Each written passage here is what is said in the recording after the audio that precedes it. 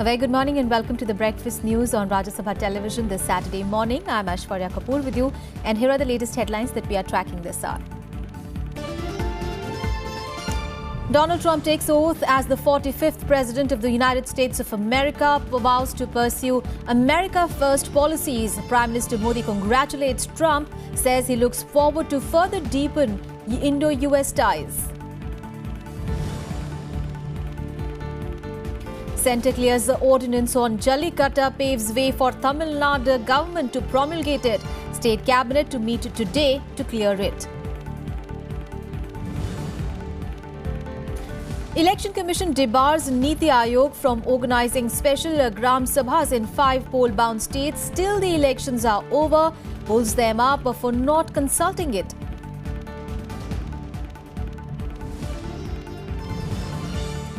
And the RSS clarifies over its leader Manmohan Vaidya's policy favouring review of the reservation policy, says quota as provided by Constitution should continue.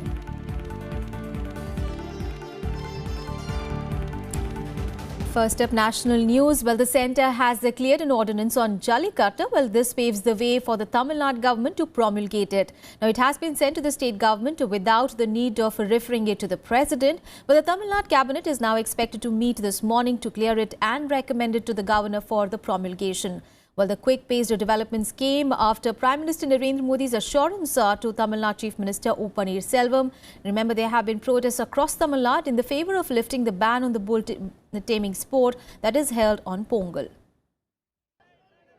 Responding to the Tamil Nadu government's efforts to get an ordinance passed to bypass the Supreme Court ban on Jallikattu, Attorney General Mukul Rohatgi opined that the centre could play a role. Supreme Court has agreed not to pronounce judgment for a week, because we think it will take a couple of days for the state and centre to act together and then decide what is the best way forward, keeping in view the Prevention of Cruelty Act and keeping in view the 2014 judgment of the Supreme Court. On Friday, AIADMK MPs led by senior leader M. Thambidurai met Home Minister Rajnath Singh seeking his intervention in getting the ordinance. He assured our ordinance, what the Tamil Nadu government brought ordinance, that file can be processed quickly, that can be sent to see that enabling state government bring that ordinance to see that Jallikattu be performed quickly. The decks were cleared for promulgation of the ordinance, with the Union Ministries of Environment and Law giving their nod for it. In the state's draft ordinance, bulls will be denotified from the list of performing animals in the Prevention of Cruelty to Animals Act. AIADMK MPs are also slated to meet President Pranab Mukherjee today over the matter. The Tamil Nadu government had earlier used a rule that allows the governor to pass emergency rules. Such rules apply to subjects where both the state and the centre have jurisdiction, but the rule has to be approved by the president. On Friday, appealing for the protesters to end their agitation, Chief Minister O. Selvam had said that the ordinance will be brought soon. இந்த அவசர சட்டம் இன்னும் ஓரிரு தினங்களுக்குள் பிறப்பிக்கப்படும். மாண்புமிகு பாரத பிரதமர் உறுதியளித்தபடி அதற்கான முழு ஒத்துழைப்பு மத்திய அரசிலிருந்து கிடைக்கும். எனவே ஜல்லிக்கட்டுக்கான தடை நீக்கப்பட்டு தமிழகத்தில் ஜல்லிக்கட்டு ஓரிரு தினங்கள் நடைபெற உள்ள நிலையில் போராட்டத்தில் ஈடுபட்டுள்ள பொதுமக்கள், மாணாக்கர்கள், பல்வேறு அமைப்புகளை சேர்ந்தவர்கள் ஆகியோர் தங்களது போராட்டங்களை உடனடியாக கைவிட வேண்டும் என்று நான் அன்போடு கேட்டுக்கொள்கிறேன். Protests have been going on for the 5th day demanding the lift of ban on the ancient bull baiting sport. Animal activists have also been protesting to uphold the ban. With inputs from Pranav Goswami, Bureau Report, Rajya Sabha TV. On to the other top story. Well, RBI Governor Urjit Patel has conceded before a Public Accounts Committee that after the sudden ban on 500 and 1,000 rupee notes in November last year, people did face hardships. Now, speaking to PAC members on Friday, the RBI governor also informed that the central bank is in talks with the service providers and banks to reduce digital transaction costs. He admitted that the demonetization step has had a short-term effect on the gross domestic product, but he assured them that the move will have a positive impact in the mid and long term. Well, Urjit Patel was also asked by the members of the Public Accounts Committee about the suspicious transactions in cooperative banks. Well, in reply, Patel said that specific agencies like Financial Intelligence Unit as well as Income Tax Department were looking into the abnormal deposits. The RBI governor has reportedly given an explanation to the PSC members and assured them that the cash situation will normalize soon.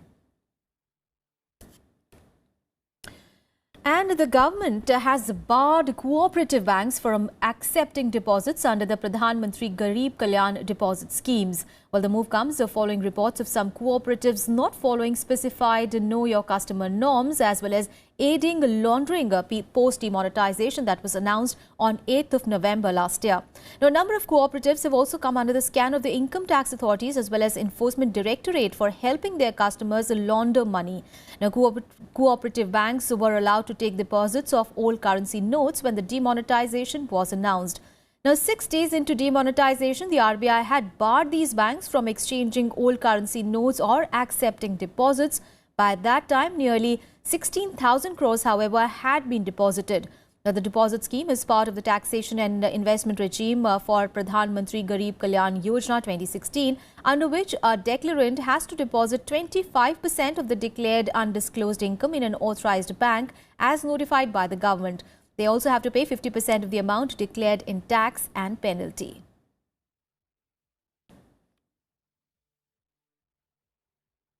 And now news from the election-bound states.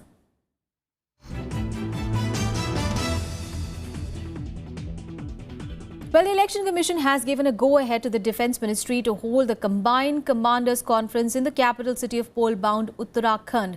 Well, the conference is to be inaugurated in Dehradun by Prime Minister Narendra Modi. Remember, the Election Commission nod came after the Congress complained to the Election Commission that the BJP may use it to influence former and serving defence personnel to gain an upper hand in the 5 poll-bound states. Now, in a letter to the Defence Secretary, the Commission had said that it has no objection to holding the conference at Indian Military Academy, Dehradun. It, however, has put certain conditions for holding the event. The EC has said that the official visit of dignitaries should not be combined with any public meeting, no media briefing, no media interaction, press release, announcement in connection to serving or ex-servicemen, which may affect the voters in the poll-bound states. And the Election Commission has pulled up Niti Aayog for holding a special Gram Sabhas in 5 poll-bound states without seeking its permission. It has said that such event can only be organized after the elections are over. Well, in a letter to the Niti Aayog Vice Chairman, the Commission said that while it is organizing special Gram Sabhas across the country on 26th of January to outline the priorities of citizens, including in poll-bound Goa, Uttar Pradesh, Uttarakhand, Manipur and Punjab, it has not endorsed a copy as it is mandated under the Model Code of Conduct. Well, the Commission said that a prior approval from the Model Code angle should also have been taken. The EC made it clear that the program cannot be held on Republic Day in these states and should only be organized once the elections are over. Well, the issue was raised by the Chief Electoral Officer of Goa, who had flagged it before the poll watchdog. And today is the last day for the candidatures' withdrawal in Punjab and Goa. Well, polling in both the states, remember, will take place in single phase on 4th of February and the counting of votes will be on 11th of March. In Punjab, about 1,243 nomination papers were found valid, whereas 695 papers were rejected after scrutiny. Nominations began with the issue of notification on 11th of January and the last date of making nominations was 18th of January. Now, the state will witness a multi-cornered contest in all the 117 assembly seats, while Congress is going alone in 117 seats. Ruling Shiromani Akali Dal is contesting on 94 seats and its ally BJP on 23 seats. Now, Aam Aadmi Party has fielded its candidates on 110 seats and its ally Lok Insaf Party on 7 seats. Meanwhile, in Goa, 405 nominations were filed for 40 constituencies. Nominations began with the issue of notification on 11th of January and the last date of making nominations was 18th of January. Now, Goa is also going to see a three-pronged fight with the ruling BJP, opposition Congress and the new entrant AAP pitted against each other. Story from Uttar Pradesh now, and Samajwadi Party released its first list of candidates for 209 seats for the upcoming polls on Friday. Now, Shivpal Yadav as well as Azam Khan were among those who have been given a ticket. However, there's still no clarity on whether an alliance with the Congress is on or not. Shivpal Yadav, The warring uncle of Chief Minister Akhilesh Yadav, along with controversial State Minister Azam Khan, has made it to the first list of 191 Samajwadi Party candidates released on Friday. The ruling party's first list of candidates covered the first 3 phases of the 7-phase polling beginning on February 11th. The party has offered 18 seats to Congress in these 3 phases. अभी तो कांग्रेस का पास से कोई positive response अभी तक नहीं आया, तो चुनाव शुरू हो चुका। हम लोग चाहते हैं भाजपा को हराने के लिए, कांग्रेस चाहते हैं उनका शक्ति को मजबूत करने के लिए। तो पहला लक्ष्य भाजपा का हराना, तो कांग्रेस गठबंधन में राजी हो जाएंगे। भाजपा को हराना चाहते हैं तो समाजवादी पार्टी जो सीट कांग्रेस को देना चाहते हैं, कांग्रेस का 54 सीट के ऊपर कांग्रेस का हक है। ये चर्चा में इस तरह का कोई विषय तो नहीं था। अगर ऐसा हुआ है तो मुझे अभी जानकारी नहीं। गठबंधन के लिए कोई अभी किसी भी तरह का कोई अवरोध तो नहीं आया। मैं ये मानता हूँ कि गठबंधन हो कार्यकर्ताओं के सम्मान पर। The Samajwadi Party has offered seats to the Congress on the basis of the position of their candidates in the 2012 assembly polls. The SP is reportedly insisting on contesting all seats in Amethi and can spare one for Congress in Raebareli. The 2 districts are considered Congress bastions. अगर कांग्रेस ऐसे सीटें मांगती है जहां हमारे sitting MLAs हों, या अगर कहीं हमारा कैंडिडेट बहुत कम वोटों से 100, 150, 200 वोटों से हार गया है, तो जाहिर है वो सीट नहीं दी जा सकती। और अगर वो सीटें दी जाएंगी तो खुद हमारे वर्कर्स का भरोसा, एतमाद पार्टी पर से उठेगा, पार्टी की लीडरशिप पर से उठेगा। इन सब चीज़ों को देखते हुए ही समझौते की कोशिश है। और अभी कोई ऐसी खबर नहीं है कि कोई समझौते में किसी तरह की रुकावट है, लेकिन ये ज़रूर देखना पड़ेगा कि जो सीटें कांग्रेस को दी जाएं वो कितनी वाजिब और कितनी गैर वाजिब। 5 साल अभूतपूर्व काम किए हैं माननीय मुख्यमंत्री जी ने, और इस सरकार में जो विकास कार्य हुए हैं वो इसके पहले किसी सरकार में नहीं हुए थे। फिर से चुनाव जिताने के लिए और पूर्ण बहुमत की सरकार बनाने के लिए माननीय मुख्यमंत्री जी द्वारा जो काम कराए गए हैं वो पर्याप्त हैं। और मेरा अपना ये विचार है, मेरा अपना मानना है कि किसी भी गठबंधन की कोई आवश्यकता नहीं है। The alliance talks apart.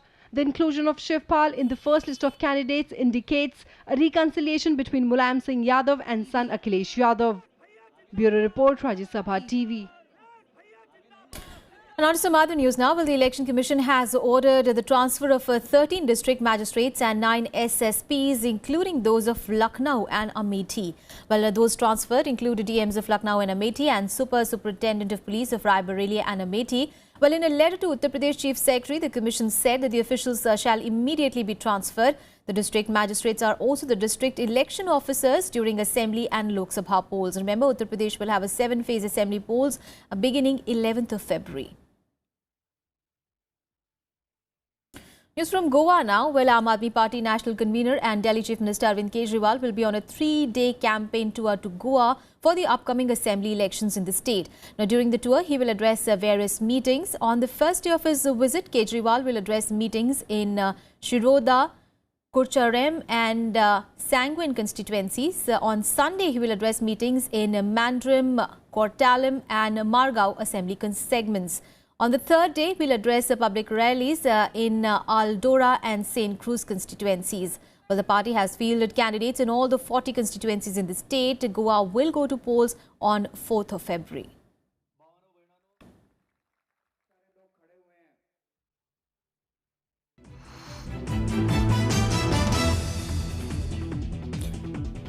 Let's move on to the bulletin now. Well, moments after RSS publicity chief Manmohan Vaidya kicked up a row with the remarks favouring a review of the reservation policy. Well, the RSS on Friday said that reservation as provided by the Constitution should continue and that there should be no unnecessary controversy. Well, this after RSS publicity chief Manmohan Vaidya kicked up a row with the remarks favouring a review of the reservation policy during the Jaipur Literature Festival. किसी भी राष्ट्र में हमेशा के लिए ऐसा आरक्षण का प्रावधान रहे ना, ये अच्छा नहीं है। जल्द से जल्द इसकी आवश्यकता निरस्त होकर सबको समान अवसर देने का समय आना चाहिए, ये भी उन्होंने कहा है। और इसलिए वो आरक्षण की सिवाय बाकी अन्य आरक्षण के बदले में सबको अवसर अधिक दिए जाए, शिक्षा अधिक दी जाए, इस प्रकार प्रयत्न करना चाहिए। इसके आगे आरक्षण देना थोड़ा अलगाववाद बढ़ाने वाली बात रहेगी ऐसा लगता है। Meanwhile, Vaidya further added that instead of continuing with the reservations indefinitely, now attempts should be made to make available to people equal opportunities for education and other things. Now, RJD Chief Lalu Prasad reacted to Vaidya's statement, saying that Brahmins control the RSS and that reservation was provided for the targeted section under the constitution. He said it was not a charity bestowed on them by the Sangh Parivar fountainhead. The Congress also reacted sharply to Vaidya's remarks. ये हमारा stand है। राष्ट्रीय स्वयंसेवक संघ ने इस विषय पर प्रस्ताव भी पारित किया है वर्षों पूर्व, और बार बार हमने ये कहा है आरक्षण के बारे में कंट्रोवर्सी खड़ा नहीं करना, क्योंकि आरक्षण के संदर्भ में एक सूक्ष्म विषय है। यह जन्म आधारित भेदभाव अपने समाज में दौर्भाग्य से है, इसलिए इस प्रकार के संविधान दत्त जो आरक्षण की सुविधा है वह भेदभाव रहने तक रहेगा। इसको समाप्त करने के कोई डिमांड किसी को अभी नहीं करना चाहिए। आरएसएस इस विषय के हैं, पूरा इसका समर्थन करता है। The sinister and conspiracy of BJP and RSS to divide votes, to polarize the voters on casteist lines. Now that UP elections are approaching, BJP RSS is playing the same game again. इन लोगों को hatred है पिछड़ों से, दलितों से। इस तरह से आज बोला है वो मनमोहन वैद्य है। ये वैद्यगिरी जो कर रहे हैं, आज बोले हैं तो इनको हम लोग धूल चटा देंगे। हम लोग उत्तर प्रदेश के चुनाव में आज सब जगह के एक तबके को संगठित करने का बयान है। ये शोषितों के, पिछड़ों के, दलितों के, दबे कुचले वर्गों के खिलाफ है। संविधान में व्यवस्था है कि जो शैक्षणिक और सामाजिक तौर पर पिछड़े हैं उनको आरक्षण की व्यवस्था की जाएगी। ये संविधान विरोधी वक्तव्य है। And in Breakfast News, we'll take a very short break. Up next, we have all the international and sports news, including all the details on the Trump inauguration as the 45th President of the United States. Stay with us for that and much more.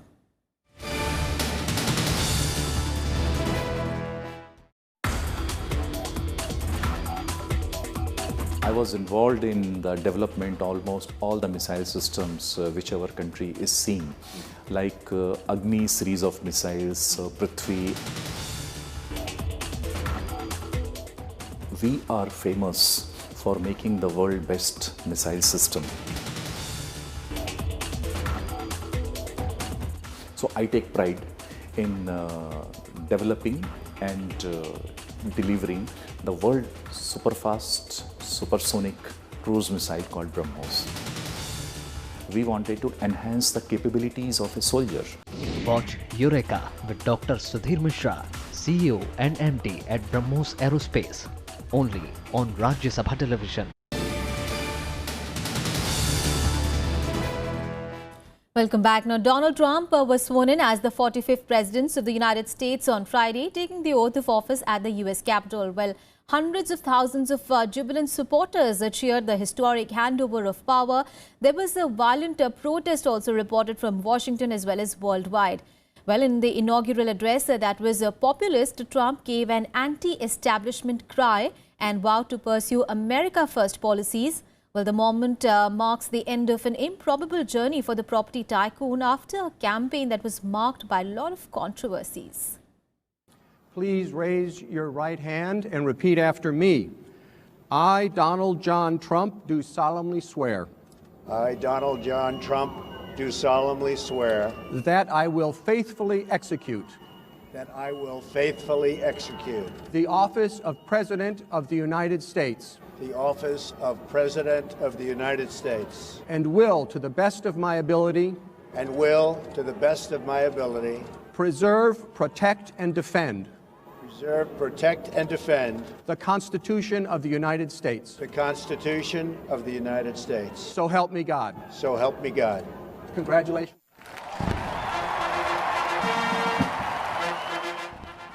As the clock struck noon in America, power passed from one man to another, with Donald Trump taking over as the 45th president of the country. Barack Obama passing the baton after 8 years. Former presidents and first ladies, including George Bush and his wife Laura, as well as Jimmy Carter, were in attendance. After the ceremonial oath, Trump gave a 16-minute inaugural speech where he painted a bleak picture of his nation and the world. The 70-year-old railed against the U.S. establishment for not serving the American people adequately. This American carnage stops right here and stops right now.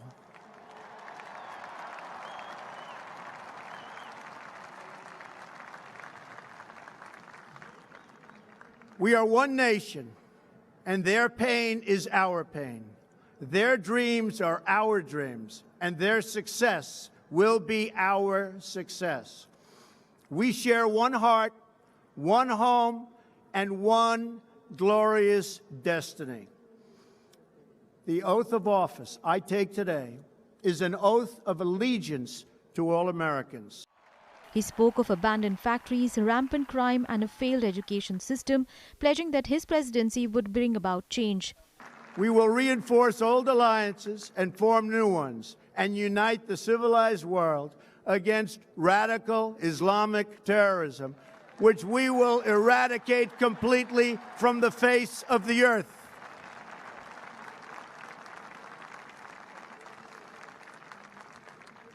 At the bedrock of our politics will be a total allegiance to the United States of America. And through our loyalty to our country, we will rediscover our loyalty to each other. When you open your heart to patriotism, there is no room for prejudice. While thousands of Trump supporters traveled across the country to witness the occasion from the National Mall, there was a crowd of protesters too. 217 people were arrested as violence broke out. 6 police officers also suffered minor injuries. Protests were also reported worldwide, including in Spain, Mexico and London. And throughout the city, we have seen hundreds upon hundreds of protesters who have respected our laws and made their voices heard through nonviolent acts of protest. Unfortunately, a small group of people have engaged in vandalism as well as violence against our law enforcement officers. This type of destruction and this type of violence against people in Washington, D.C. will not be tolerated. Meanwhile, Prime Minister Narendra Modi joined world leaders in congratulating Trump. In a series of tweets, Prime Minister Modi said he looked forward to working with President Trump to further deepen India-US ties and realize the full potential of our cooperation. Meanwhile, US President Trump and Vice President Mike Pence waved goodbye as the Obamas and Bidens left the Capitol. Trump supporters were inspired and encouraged by the tone the new US President took shortly after being sworn into office. Shortly after the ceremony, Trump was seen signing his first official actions as the 45th president. He sent his cabinet nominations to the Senate as well as a signed proclamation for a National Day of Patriotism. Trump takes power at a time when the country appears to be deeply divided. He enters the presidency with historically low approval ratings. Trump has vowed to roll back many of his predecessors' policies, including repealing Obama's signature healthcare law and building a wall along the US-Mexico border. Bureau Report, Rajya Sabha TV.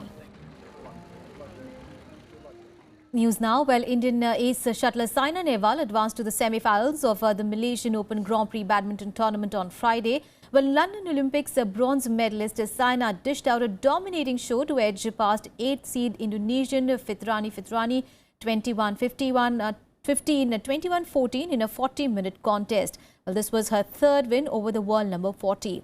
Saina Nehwal will next face Hong Kong's Ye Po Yin in the semi-finals. Meanwhile, in the men's singles, the world number 19 Ajay Jairam crashed out of the tournament. He lost to Indonesia's Anthony Ginting 21-13, 21-8 in just 28 minutes. Well, this was also Jairam's third defeat to the Indonesian, having lost to him at Hyderabad Asian Team Championship as well as a French Open. And now let's get to all the action from the Australian Open. Well, top seeds Andy Murray and Angelique Kerber comfortably made it to the 4th round with straight sets victories.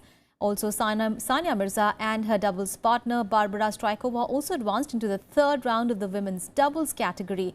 But India's challenge in the men's category ended after Rohan Bopanna and his partner lost their doubles match. On day 5 of the Australian Open, Sania Mirza and her partner Barbara Strykova advanced into the 3rd round of the women's doubles, beating the Australian-Chinese pair of Samantha Stosur and Shuai Zhang. The fourth seed Indo-Czech pair won 6-1, 6-4 in the second round. However, India's challenge in the men's doubles ended as Rohan Bopanna and his Uruguayan partner Pablo Cuevas were knocked out in the second round. The 15th seeds lost to Australia's Alex Bolt and Bradley Mousley 6-2, 6-7, 4-6. In the men's singles, world number 1 Andy Murray sailed into the fourth round by making short work of American Sam Querrey. The 29-year-old Brit, who is a 5-time runner-up at the tournament, powered his way to a comprehensive 6-4, 6-2, 6-4 win. Murray is the favourite to win the tournament after defending champion Novak Djokovic was knocked out on Thursday. 17-time Grand Slam champion Roger Federer overcame a challenge from 10th-seed Tomas Berdych. Federer won in straight sets 6-2, 6-4, 6-4. He is here in Australia not just to compete and see how things are going. Fourth seed Stan Wawrinka also advanced to the next round after overcoming a rusty start to win in 4 sets over Serbia's Viktor Troicki. Women's defending champion Angelique Kerber also moved into the last 16 with a dominant win over Czech Kristina Pliskova. The world number 1 lost just 4 games in a 6-0, 6-4 routing of her opponent. Venus Williams looked ominous in her third round win as she beat Chinese Yingying Duan 6-1, 6-0. However, 8th seed Svetlana Kuznetsova had to toil hard for victory against former world number 1 Yelena Yankovic. The Russian prevailed in 3 sets 6-4, 5-7, 9-7. Bureau Report, Rajya Sabha TV. Well, that's it from me and my team in this edition of News. Thanks for watching. Have a great weekend.